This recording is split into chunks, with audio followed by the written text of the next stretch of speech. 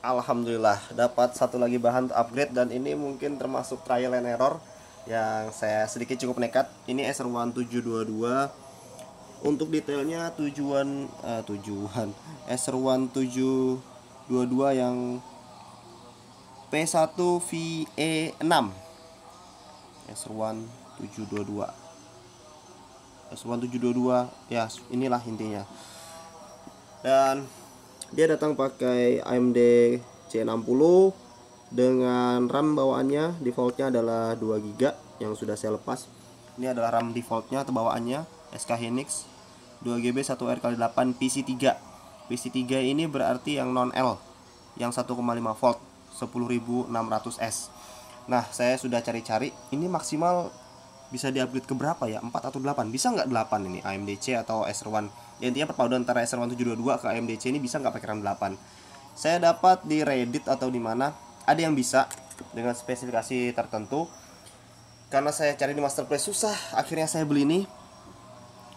Nah ini 8 GB 2R×8 PC3 9600S. Jadi yang perlu diperhatikan adalah harus PC3. Nggak tahu ya, saya nggak nyoba yang L, tapi kalau yang PC3 kan sama tuh dengan yang ini.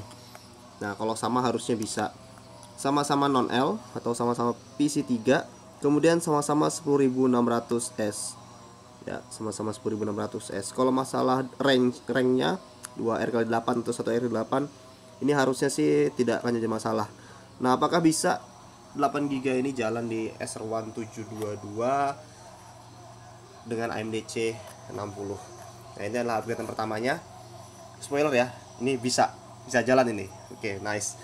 Kemudian upgrade selanjutnya adalah SSD 500 GB pakai PNY CS50. Ya, ini sudah lebih dari cukup sih untuk harian. Nah jadi kalau kalian mau upgrade ke 8 GB SR1722 AMD C60 pakai yang ini ya. Nice. Oke, sekarang kita lihat belakangnya. Oh ya, ini juga mau sekaligus ganti thermal paste. Thermal pastenya sudah berumur jadi harus diganti. Nah belakangnya ini sudah saya bongkar.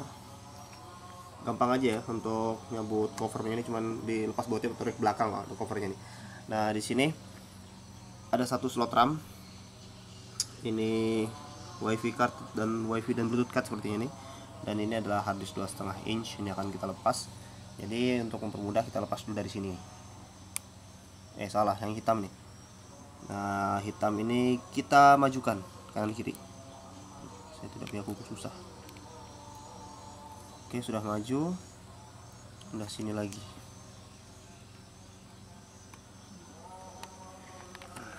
Susah nih. Oke, kita ya sudah berhasil maju dua-duanya. Nah kalau sudah maju baru ini kita tarik ke depan. Jadi tidak boleh ada pemaksaan ya. Nah ini sudah kita lepas. Seperti ini penampakannya. Jadi kita harus bongkar ini covernya untuk ganti thermal pastenya. Total ada 1, 2, 3, 4, 5 baut sepertinya yang harus kita lepas, dan baut-baut lainnya ya intinya harus kita lepas ini covernya untuk mengakses prosesornya dan kita ganti thermal pastenya. Oh ya, ini juga harus lepas ya cucukan fan nih. Ini cucukan fannya. Kita lepas pelan-pelan.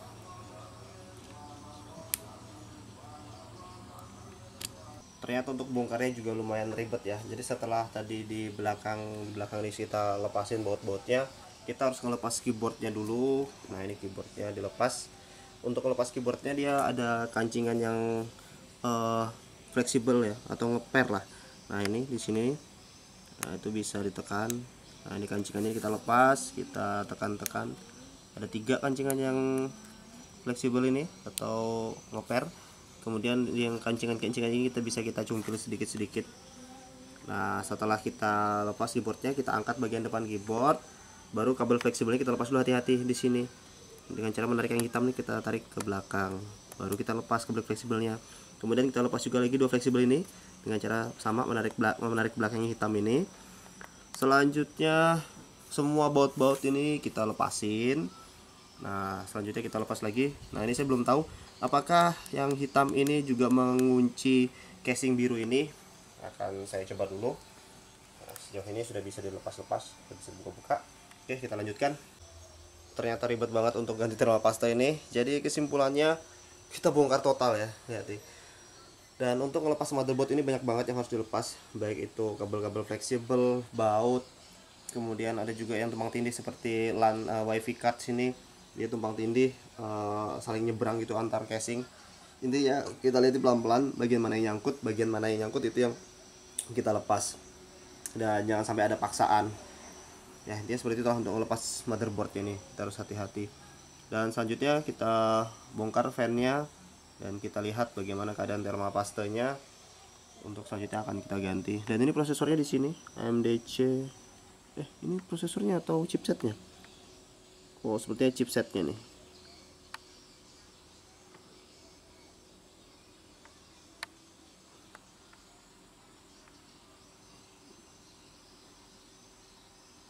Nah, chipsetnya di sini. Dan prosesornya harusnya di balik sini. Untuk melepas ini ada 3 baut. Kita lepas 3 baut ini dan selanjutnya akan kita lihat thermal pastanya. Luar biasa perjuangan ngelepas motherboard ini. Dan perjuangan kita sepanjang ini hanya untuk thermal pasta yang sekecil apa ya? Ini kecil banget ini. Ya ini adalah sodim. Nah sodim ini segini lebarnya dan dia cuman segininya saja. Nih yang kotak keempat nih. Ini di sini kontaknya. Ya ini kita bersihkan dan kemudian kita pasta ulang. Alhamdulillah sampai juga akhirnya bersih. Ini prosesornya dan ini chipsetnya. Kita lihat bagaimana prosesornya. AMD CMC berapa itu?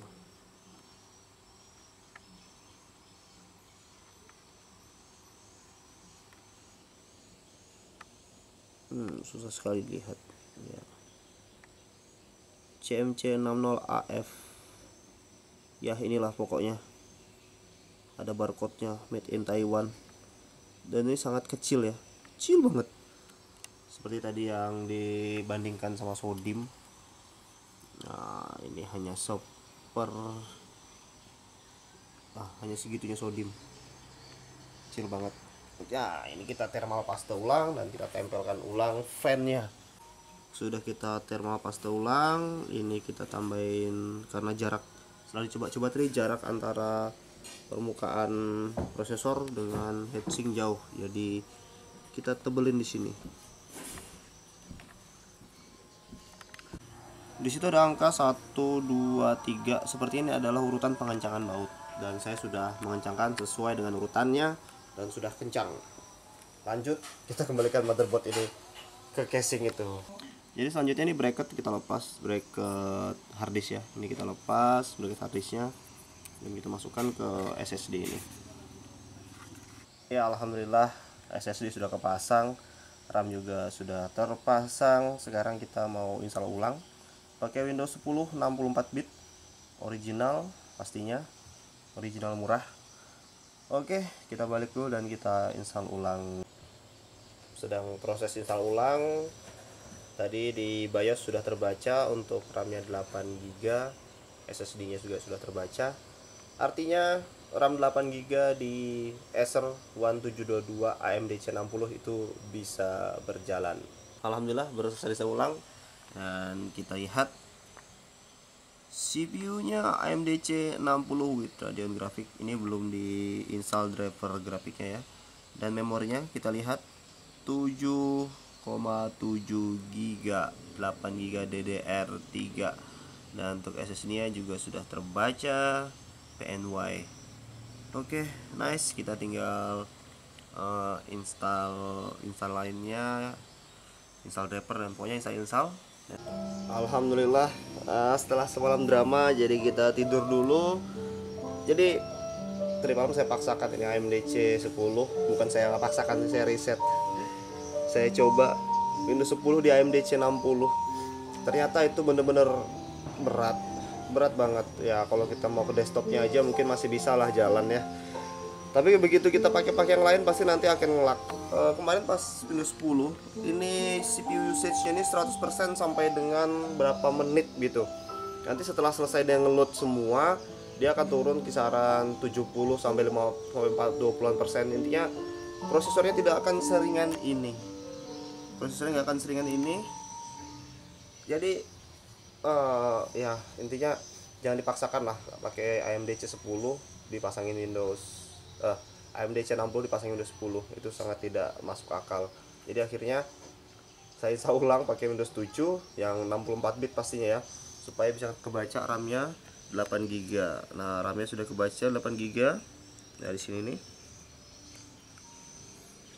AMD C60 ya, 8 GB RAM, 7,7 yang usable 64 bit. Ya, selanjutnya kita install driver dan lain sebagainya. Nice ya, semua bisa terbaca dengan baik dan benar.